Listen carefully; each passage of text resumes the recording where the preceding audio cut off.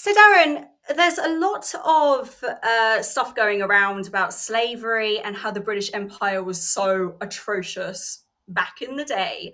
And yet, these people don't seem to take into account the fact that there was another slave trade going on at the time in the form of the Barbary slave trade. And that doesn't seem to get any attention at all, not in the media or the education system. So, what are your thoughts about that? Yeah, it is extraordinary. I mean, Douglas Murray said just that. If we were to play this fairly, we would at least look at all of the countries around the world that engaged in the slave trade who are simply not interested in any form of reparation. All the Arab countries who not just traded far more slaves than across the Atlantic, but castrated all the men so that there wouldn't be any more African slaves. There is slavery across Africa today. In fact, there are more slaves in the world today than there were at the height of the transatlantic slave trade. So some of us are simply a bit bored of hearing people ripping at closed wounds and then crying about their hurt or their presumed hurts. 1 million Europeans were stolen by North Africans over the course of decades of the North African Barbary pirate slave trade. Nobody is alive who has actually suffered the hurt, and nobody is alive who did the wrong. It's always the countries that people want to come to who are put through this struggle session. Britain, like America and France, are the most desired destinations for migrants worldwide. Why is that? It's not because we're racist, it's because we're better. It's because we're good. It's because when we see racism, we actually call it out and recognize it as a sin. Try finding that across Africa. Try finding that across the Middle East. Nobody would hear. So what we have is a situation where the more virtuous countries are presented as the worst countries. It's sick, and most of us are tired of it. In a argument around whether or not, because the Netherlands have actually said that they are going to march ahead with, basically apologising for everything in their past. And the conversation that Piers Morgan had on his Talk TV show was around the question of, should the royal family in the United Kingdom do the same? Now, I actually don't think it should. Douglas very wisely and sagely made the point that actually it was Prince Albert, 200 years ago, arguing that actually the slave trade was abhorrent and an affront to freedom and liberty and all of the freedoms that are God-given and not to be imposed or taken away from you by the whims of a trade like slavery. It is abhorrent. Obviously, we all agree with that. And we have known that for 200 years. That was Douglas's point. Why don't we just move on? Stop trying to drag up these victim narratives, convince a new generation of young people that because of their skin colour, they are either, in the case of white people, supremely advantaged, or as black people, supremely disadvantaged, and move past the race baiting, the seeking to pander to this stuff in order to make a quick buck, because that's what I think much of it is. It's race hustling, if you want. And Douglas put that to bed, and I say more power to him. He was incredible in that interview. I totally agree with you. And I think that another issue is that the truth about the slave trade itself is not exposed in the media or in the education system. I mean, if you look at what the British Empire did in an age when empires were normal, and you look at the fact that they were the ones who banned the slave trade and that there were grassroots campaigns in Britain who worked for 20 years in order to ban slavery across the globe.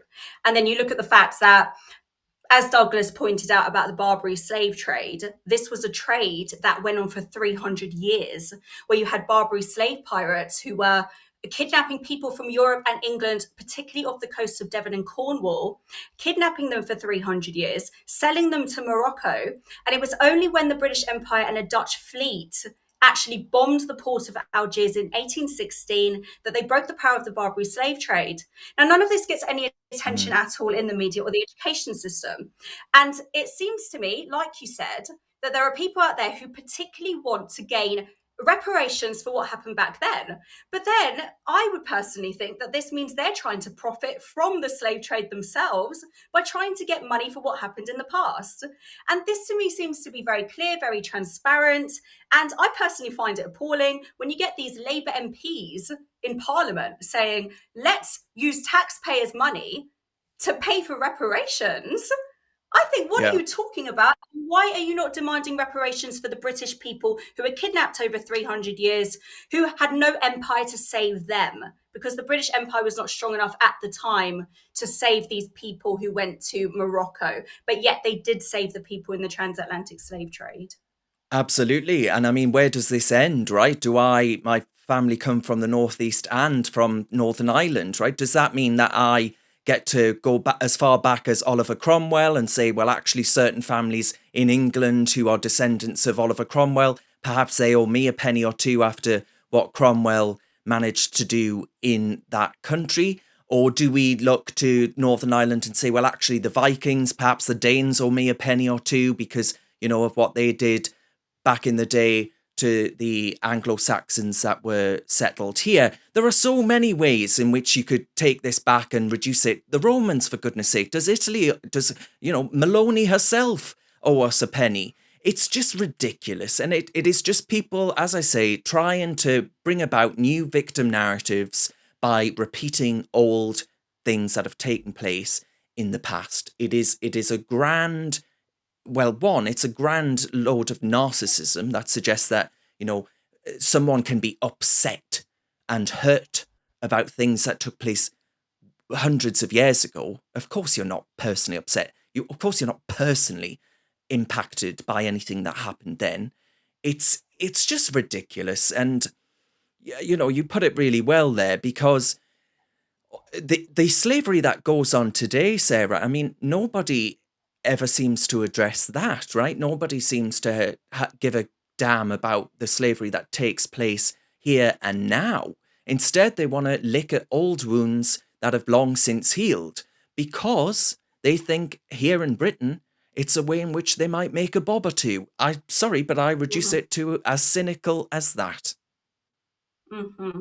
I totally agree with you. I think a lot of people in this world tend to see Britain as the land of milk and honey, and they deliberately try and squeeze out as much as they can out of the people, and they will use anything they can in order to achieve that. And it's totally wrong. I totally disagree with it, and it's appalling, really. Yeah, and it's an affront to the West in general, right? This is an assault on the West. They're not talking about what's going on in China right now. They're not talking about a whole host of issues in which people's freedoms and liberties are being cruelly taken away from them, and they are like slaves. Mm, It's an assault on who we are, what we've done, what we're about, and that's why mm. it has to be rejected in as strong as a term as Douglas did, because we even see critical race theory going through our schools and so Yeah. much other anti-Western rhetoric. And it's an agenda. There's an agenda here, and it's one that needs to be robustly rejected.